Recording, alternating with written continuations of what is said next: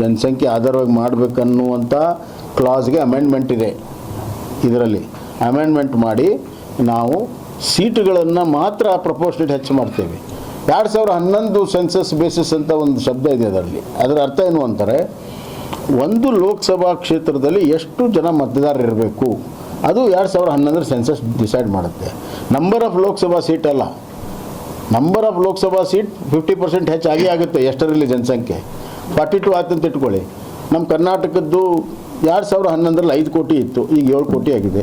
ಆ 5 ಕೋಟಿಯನ್ನು 42ರಲ್ಲಿ ಡಿವೈಡ್ ಮಾಡಿ ಎಷ್ಟು ಒಂದು ಲೋಕಸಭೆಗೆ ಈಗಿರುವಂಥದ್ದು ಎವರೇಜ್ 16, 17, 18 ಲಕ್ಷ ಏನು ಬರ್ತದೆ.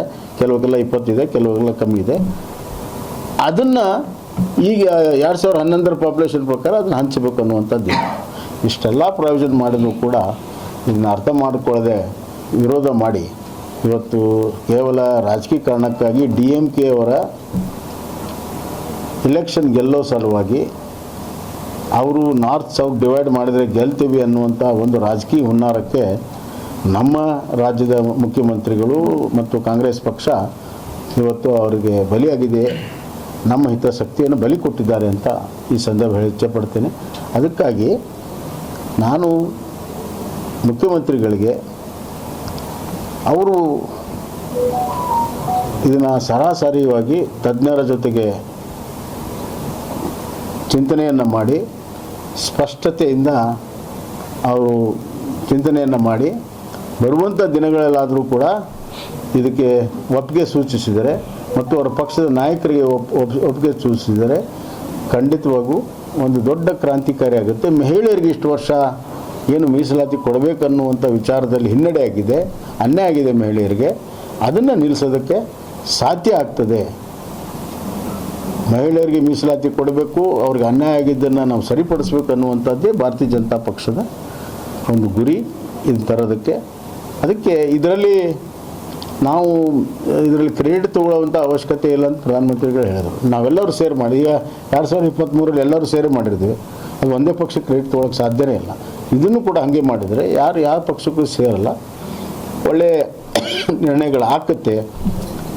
ಅದಕ್ಕಾಗಿ ನಾನು ಮುಖ್ಯಮಂತ್ರಿಗಳಿಗೆ ಆಗ್ರಹ ಮಾಡ್ತೀನಿ, ತಜ್ಞರ ಜೊತೆಗೆ ಚರ್ಚೆ ಮಾಡಿ ಒಂದು ಸ್ಪಷ್ಟತೆಯಿಂದ ಮರುಚಿಂತನೆಯನ್ನು ಮಾಡಿ ಅವ್ರ ನಾಯಕರಿಗೆ ಕೂಡ ಒಪ್ಪಿಸಿ ಈ ಕ್ರಾಂತಿಕಾರಿ ಬದಲಾವಣೆಗೆ ಅವರು ಕೂಡ ದೊಡ್ಡ ಬೆಂಬಲ ಆಗುತ್ತೆ. ಆ ಕೆಲಸವನ್ನು ಅವ್ರು ಮಾಡಬೇಕು ಅನ್ನುವಂಥ ಒತ್ತಡವನ್ನು ನಾನು ಮಾಡ್ತೀನಿ. ಪ್ರಥಮ ಬಾರಿ ಮಹಿಳಾ ರಿಸರ್ವೇಷನನ್ನು ಕೊಡಲಾಯಿತು ನಜೀರ್ ಸಾಬ್ ಅವರ ನೇತೃತ್ವದಲ್ಲಿರುವಂಥದ್ದು. ಅದಾದ ಮೇಲೆ 93ರಲ್ಲಿ ಸನ್ಮಾನ್ಯ ದೇವೇಗೌಡರು ಮುಖ್ಯಮಂತ್ರಿ ಇದ್ದಾಗ ಅದನ್ನು ಮತ್ತೊಮ್ಮೆ ಜಾರಿ ಮಾಡೋದಾಯಿತು. ಇದನ್ನೆಲ್ಲ ನೋಡಿಕೊಂಡು 94ರಲ್ಲಿ ನರಸಿಂಹರಾವ್ ಸರ್ಕಾರ 73rd ಅಮೆಂಡ್ಮೆಂಟಲ್ಲಿ ಕೂಡ ಮಹಿಳಾ ರಿಸರ್ವೇಷನ್ ತಂದರು. ಮೊದಲು ತಂದಿರುವಂಥದ್ದು ನಾನ್ ಕಾಂಗ್ರೆಸ್ ಗೌರ್ಮೆಂಟು. ಮುಖ್ಯಮಂತ್ರಿಗಳು ಕಾಂಗ್ರೆಸ್ ತಂದಿದೆ ಅಂತ ಹೇಳ್ತಾರೆ, ಫಸ್ಟ್ ತಂದಿದ್ದು ನಾನ್ ಕಾಂಗ್ರೆಸ್ ಗೌರ್ಮೆಂಟು. ಆ ಸರ್ಕಾರದಲ್ಲಿ ಕೂಡ ಅವರೇ ಇದ್ದರು. ಆದರೆ ಕಾಂಗ್ರೆಸ್ಸಿಗೆ ತಮ್ಮ ಲಾಯಲ್ಟಿಯನ್ನು ತೋರಿಸಬೇಕನ್ನೋ ಸಲುವಾಗಿ ಈ ರೀತಿ ತಮ್ಮ ಮಾತಿನ ವರಸೆಯನ್ನು ಬದಲಾವಣೆ ಮಾಡ್ತಾ ಇದ್ದಾರೆ. ಇದು ಒಂದು ಭಾಗ. ಎರಡನೇದ್ದು, ಈ ಮಹಿಳಾ ಮೀಸಲಾತಿ ತರಬೇಕನ್ನುವಂಥ ವಿಚಾರ ಅಧಿಕೃತವಾಗಿ ಸ್ವತಂತ್ರ ಭಾರತದಲ್ಲಿ ಮೊದಲು ಹೇಳಿದವರು ಡಾಕ್ಟರ್ ಬಾಬಾ ಸಾಹೇಬ್ ಅಂಬೇಡ್ಕರ್. ಹಿಂದೂ ಕೋಡ್ ಬಿಲ್ಲನ್ನು ತಂದಾಗ ಅದರಲ್ಲಿ ಮಹಿಳೆಯರಿಗೆ ಎಲ್ಲ ಸ್ತರಗಳಲ್ಲಿ ಅವಕಾಶ ಸಿಗಬೇಕು, ಮುಂದಿನ ದಿನಗಳಲ್ಲಿ ಸಂಸತ್ ಮತ್ತು ವಿಧಾನಸಭೆಗಳಲ್ಲಿ ಕೂಡ ರಿಪ್ರೆಸೆಂಟೇಷನ್ ಸಿಗಬೇಕನ್ನುವಂಥ ವಿಚಾರವನ್ನು ಮೊದಲು ಬಾಬಾ ಸಾಹೇಬ್ ಅಂಬೇಡ್ಕರ್ ಅವರು ಪ್ರಸ್ತಾವನೆ ಮಾಡಿದರು. ಅದಾದ ನಂತರ ಒಂದು ಅವಕಾಶ, ಯಾಕಂದರೆ 2/3 ಅದಕ್ಕೆ ಮೆಜಾರಿಟಿ ಬೇಕು ಕಾನ್ಸ್ಟಿಟ್ಯೂಷನಲ್ ಅಮೆಂಡ್ಮೆಂಟ್ಸ್ ಮಾಡೋ ಸಲುವಾಗಿ. ಕೆಲವು ರೀಜನಲ್ ಪಕ್ಷಗಳು ಅವುಗಳನ್ನು ವಿರೋಧ ಮಾಡ್ತಾ ಬಂದರು. ಆದರೆ ಒಂದು ಅವಕಾಶ ಕಾಂಗ್ರೆಸ್ಸಿಗಿತ್ತು. ಯಾವಾಗ ಅಂತಂದರೆ 84ರಿಂದ 89 ರಾಜೀವ್ ಗಾಂಧಿ ಅವರಿಗೆ 2/3 ಮೆಜಾರಿಟಿ ಇತ್ತು, ಕಾಂಗ್ರೆಸ್ದೇ 2/3 ಮೆಜಾರಿಟಿ ಇತ್ತು. ಆವಾಗ ಮಾಡಿಬಿಟ್ಟಿದ್ರೆ ಅದು ಭಾಳ ಸುಲಭವಾಗಿ ಆಗಿ ತಿರುಗಿ ಸುಮಾರು 35 ವರ್ಷ ಆಗಿರೋದು. ಆ ಸಂದರ್ಭದಲ್ಲಿ ಅವರು ಮಾಡಲಿಲ್ಲ. ಅದರ ಬದಲು ಒಬ್ಬ ಮುಸ್ಲಿಂ ಹೆಣ್ಮಗಳಿಗೆ ಅವಳಿಗೆ ಡೈವರ್ಸ್ ಆದಾಗ ಅವಳ ಜೀವನ ಇದಕ್ಕೆ ಪ್ರತಿ ತಿಂಗಳು ಪರಿಹಾರವನ್ನು ಕೊಡಬೇಕನ್ನುವಂಥ ಸುಪ್ರೀಂ ಕೋರ್ಟ್ ಆದೇಶ ಮಾಡಿತ್ತು. ಆ ಆದೇಶವನ್ನು ನಲ್ಲಿಫೈ ಮಾಡೋ ಸಲುವಾಗಿ ಆ ಮೆಜಾರಿಟಿಯನ್ನು ಉಪಯೋಗ ಮಾಡಿಕೊಂಡ್ರು. ಕಾನೂನು ಅಂತಂದು, ವಿಶೇಷ ಕಾನೂನು ಅಂತಂದು ಮಹಿಳೆಯರ ಪರವಾಗಿ ಬದಲು ಮಹಿಳೆಯರ, ಅದು ಸಂತ್ರಸ್ತ ಮಹಿಳೆಯರ ಪರಿಹಾರ ಕೊಡೋ ವಿಚಾರದಲ್ಲಿ, ಅದು ಅಲ್ಪಸಂಖ್ಯಾತ ಮಹಿಳೆಯರ ವಿಚಾರದಲ್ಲಿ ಅದನ್ನು ಉಪಯೋಗ ಮಾಡಿಕೊಂಡ್ರು. ಆಮೇಲೆ ಬಂದಂಥ ಸರ್ಕಾರಗಳು ಹಲವು ಪ್ರಯತ್ನಗಳ ಮಾಡಿದರೂ ಕೂಡ ಆಗಲಿಲ್ಲ. ಸನ್ಮಾನ್ಯ ದೇವೇಗೌಡರು 94ರಲ್ಲಿ ತಂದರು, ರಾಜ್ಯಸಭಾದಲ್ಲಿ ಇಂಟ್ರಡ್ಯೂಸ್ ಮಾಡಿದ್ರು, ಅಷ್ಟರಲ್ಲಿ ಮೆಜಾರಿಟಿ ಹೋಯಿತು. ಮುಂದೆ ಯಾವುದೇ ಸರ್ಕಾರಗಳು ಪ್ರಯತ್ನ ಮಾಡಿದಾಗಲೂ ಕೂಡ ಸಹಕಾರ ಇಲ್ಲದಕ್ಕೆ ಆಗಲಿಲ್ಲ. ಇದೆಲ್ಲ ನೋಡಿಕೊಂಡು ಅಂತಿಮವಾಗಿ 2023ಕ್ಕೆ ಇದಕ್ಕೊಂದು ಪರಿಹಾರ ಕಂಡ್ಕೋಬೇಕು ಅಂತ ಒಂದು ಅಮೆಂಡ್ಮೆಂಟ್ ಅಂತಂದರು. ಅದರಲ್ಲಿ ಪ್ರಮುಖವಾಗಿ 33% ಮಹಿಳೆಯರಿಗೆ ರಿಸರ್ವೇಷನ್ನು ಮತ್ತು ಒಟ್ಟಾರೆ ಲೋಕಸಭಾ ವಿಧಾನಸಭೆಗಳ ಸೀಟು 50% ಹೆಚ್ಚಳ, ಯಾಕಂದರೆ ಪಾಪ್ಯುಲೇಷನ್ ಹೆಚ್ಚಾಗ್ತಾ ಇದೆ. ಅದರ ಅನುಗುಣವಾಗಿ ನೆಕ್ಸ್ಟ್ ಸೆನ್ಸಸ್ ನಂತರ ಡಿಲಿಮಿಟೇಷನ್ ಮಾಡಬೇಕು ಅಂತ. ಆ ನೆಕ್ಸ್ಟ್ ಸೆನ್ಸಸ್ಸು ಬರೋದು 2 ವರ್ಷ ತಡ ಆಗಿದೆ, ಯಾಕಂದರೆ ಕೋವಿಡ್ ಕಾರಣದಿಂದ ಮುಂದೆ ಹೋಯ್ತು. ಈಗ ಸೆನ್ಸಸ್ ನಡೀತಾ ಇದೆ. ಆದರೆ 29ಕ್ಕೆ ನೀವು ಅದನ್ನು ಅನುಷ್ಠಾನ ಮಾಡಬೇಕು. 2034ಕ್ಕೆ ಆಗಲ್ಲ, ಜನರಿಗೆ ವಿಶ್ವಾಸ ಬರ್ಬೇಕಾದ್ರೆ 29ಕ್ಕೆ ಮಾಡಬೇಕು ಅಂತ ಎಲ್ಲ ಪಕ್ಷಗಳು ಇನ್ಕ್ಲೂಡಿಂಗ್ ಕಾಂಗ್ರೆಸ್ ಪಕ್ಷ ಸೋನಿಯಾ ಗಾಂಧಿಯವ್ರ ಪತ್ರನ ಬರೆದಿದ್ರು ಪ್ರಧಾನಮಂತ್ರಿ ನರೇಂದ್ರ ಮೋದಿ ಅವರಿಗೆ. ಮತ್ತು ನಮ್ಮ ಪಕ್ಷದಲ್ಲೂ ಕೂಡ ಅಭಿಪ್ರಾಯ ಬಂದಿದ್ದರಿಂದ ಅದಕ್ಕೆ ಮೊನ್ನೆ ಅಮೆಂಡ್ಮೆಂಟನ್ನು ತಂದರು. ತಂದಂಥ ಸಂದರ್ಭದಲ್ಲಿ ಭಾಳ ಸಿಂಪಲ್ ಆಗಿದೆ. 50% ಹೆಚ್ಚಾಗಬೇಕಾದ್ರೆ ಡಿಲಿಮಿಟೇಷನ್ ಆಗಬೇಕು. ಡಿಲಿಮಿಟೇಷನ್ ಆಗಬೇಕಾದ್ರೆ ಡಿಲಿಮಿಟೇಷನ್ ಕಮಿಟಿ ಆಗಬೇಕು.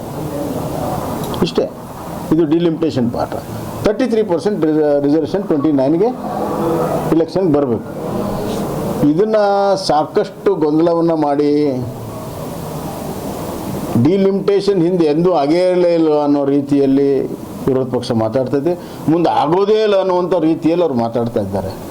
ಡಿಲಿಮಿಟೇಷನ್ ಸಂವಿಧಾನದ ಪ್ರಕಾರ ಆರ್ಟಿಕಲ್ 80 ಆ್ಯಂಡ್ 81 ಪ್ರಕಾರ ಎವ್ರಿ ಸೆನ್ಸಸ್ ಆದ ತಕ್ಷಣ ಡಿಲಿಮಿಟೇಷನ್ ಮಾಡಬೇಕು ಅಂತ. ಡಿಲಿಮಿಟೇಷನ್ ಕಮಿಟಿ ಕೆಲವು ಅಧಿಕಾರಿಗಳಿದೆ. ಈಗ ಎರಡನೇ ಪ್ರಶ್ನೆ ಅವ್ರು ಎತ್ತೋದು ಸದರ್ನ್ ಇದಕ್ಕೆ ಕಮ್ಮಿ ಆಗ್ತದೆ ಅಂತ. ನಾನು ಕೇಳ್ತೀನಿ, 1971ರ ಸೆನ್ಸಸ್ಸನ್ನು 76ರಲ್ಲಿ ಫ್ರೀಸ್ ಮಾಡಿದ್ರು. ಆವಾಗ ಎಮರ್ಜೆನ್ಸಿ ಇತ್ತು. ಈ ಜನಸಂಖ್ಯೆ 2020ರವರೆಗೂ ಇದನ್ನು ಫ್ರೀಸ್ ಮಾಡೋದು ಅನ್ನೋಂಥ ನಿರ್ಣಯ ಇಂದಿರಾ ಗಾಂಧಿಯವರು ಎಮರ್ಜೆನ್ಸಿ ಟೈಮಲ್ಲಿ 76ರಲ್ಲಿ ಮಾಡಿದಾಗ ಸೀಟ್ಗಳು ಕೂಡ ಫ್ರೀಸ್ ಆಯ್ತು. 76ರಲ್ಲಿ ಫ್ರೀಸ್ ಮಾಡಿರುವಂಥ ಸೀಟ್ಗಳು ಈಗ ಸದ್ಯ ಇರುವಂಥ ಸೀಟ್ 534ರಲ್ಲಿ ಇವತ್ತು ದಕ್ಷಿಣ ಭಾರತಕ್ಕೆ ಅನ್ಯಾಯ ಆಗಿದೆ. ಅವ್ರ ವಾದವನ್ನು ನಾವು ಒಪ್ಕೊಳ್ಳೋದಾದರೆ, ಅಂದರೆ ಇಷ್ಟು ವರ್ಷ ಕಾಂಗ್ರೆಸ್ಸು ಮತ್ತು UPA ಸರ್ಕಾರ ದಕ್ಷಿಣ ಭಾರತಕ್ಕೆ ಅನ್ಯಾಯ ಮಾಡ್ಯಾರ ಅಂತ ಒಪ್ಕೋಬೇಕಾಗತ್ತಲ್ಲ. ಈಗೇನು ಭಾಳ ಹೆಚ್ಚಳ ಇದ್ದಾವೆ, ಭಾಳ ಸಮೀಪ ಇದ್ದಾವೆ? ಇಲ್ಲ, ಅವತ್ತಿನ ಜನಸಂಖ್ಯೆ ಒಳಗೆ ಮಾಡಿದ್ದಾರೆ, ಎಲ್ಲರೂ ಒಪ್ಕೊಂಡಿದ್ದಾರೆ ಅದನ್ನು. ಆದರೆ ಇವತ್ತು ಜನಸಂಖ್ಯೆ ನಿಯಂತ್ರಣ ನಾವು ಮಾಡಿದ್ರಿಂದ ಅಕಸ್ಮಾತ್ ಈಗ ನಿಮ್ಮ ಮೊನ್ನೆ ಸಿದ್ದರಾಮಯ್ಯ ಸ್ಟೇಟ್ಮೆಂಟ್ ಕೊಟ್ಟರು, 2026 ಸೆನ್ಸಸ್ ಆದಮೇಲೆ ಡಿಲಿಮಿಟೇಷನ್ ಆಗಲಿ ಅಂದರು. ಹೇಳಿದಾರಿಲ್ಲ, ಹೇಳಿದ್ದಾರೆ. ಅದರ ಅರ್ಥ ಏನು? ಹೊಸ ಪಾಪ್ಯುಲೇಷನ್ ಆಧಾರದ ಮೇಲೆ ನೀವು ಆಗಲಿ ಅಂದರೆ ಮತ್ತೆ ನಮ್ಮ ದಕ್ಷಿಣ ಭಾರತಕ್ಕೆ ಈಗಿರೋದಕ್ಕಿಂತ ದೊಡ್ಡ ಅನ್ಯಾಯ ಆಗುತ್ತೆ. ಇದು ಅರಿವು ಇದೆಯೋ ಇಲ್ಲವೋ, ಕೇವಲ ರಾಜಕಾರಣಕ್ಕಾಗಿಯೇ ವಾದ ಮಾಡುವಂಥದ್ದು, ವಿತ್ತಂಡವಾದ ಮಾಡುವಂಥದ್ದು, ಸತ್ಯಕ್ಕೆ ದೂರಿರುವಂಥ ವಾದವನ್ನು ಮಾಡಿ ಬರುವಂಥ ದಿನಗಳಲ್ಲಿ ದಕ್ಷಿಣ ಭಾರತದ ಜನರಿಗೆ, ದಕ್ಷಿಣ ಭಾರತದ ಜನಪ್ರತಿನಿಧಿಗಳ ಆಯ್ಕೆಗೆ, ಸಂಖ್ಯೆಗೆ ದೊಡ್ಡ ಅನ್ಯಾಯವನ್ನು ಕಾಂಗ್ರೆಸ್ ಪಕ್ಷ ಮಾಡ್ತಾಯಿದೆ ಮತ್ತು ಅವ್ರ ಮಿತ್ರ ಪಕ್ಷಗಳು ಕೂಡ ಮಾಡ್ತಾಯಿದೆ. ಈಗೊಂದು ಅವಕಾಶ ಇತ್ತು ನನ್ನ ಪ್ರಕಾರ. ಈಗೇನು ಮಾಡಿದ್ವಿ ಅಂದರೆ ಪ್ರಪೋರ್ಷನೇಟ್ಲಿ ಇನ್ಕ್ರೀಸ್ ಮಾಡೋದು ಅಂತ. ಈಗ ನಾವೇನು ಮಾಡಿದ್ದೇವೆ ಅಂದರೆ ಪ್ರಪೋರ್ಷನೇಟ್ಲಿ ಇನ್ಕ್ರೀಸ್ ಮಾಡಬೇಕು, ಈಗ 28 ಇದ್ದಿದ್ದು 42 ಮಾಡಬೇಕು. ಈ ಅವಕಾಶ ನಾವು ಕಳ್ಕೊಬಾರ್ದು ಅಂತ ನಮ್ಮದು. ಆದರೆ ಅವ್ರಿಗೆ ಅರ್ಥ ಆಗಲಿಲ್ಲ, ಅದನ್ನು ಡಿಫೀಟ್ ಮಾಡಿದರು. ನನ್ನ ಪ್ರಕಾರ ಈ ಪ್ರಪೋರ್ಷನೇಟನ್ನು ಲಾಭವನ್ನು ದಕ್ಷಿಣ ಭಾರತದ ರಾಜ್ಯಗಳು ತಗೋಬೇಕು. ಇದು ಜನಸಂಖ್ಯೆ ಆಧಾರವಾಗಿ ಇಲ್ಲ.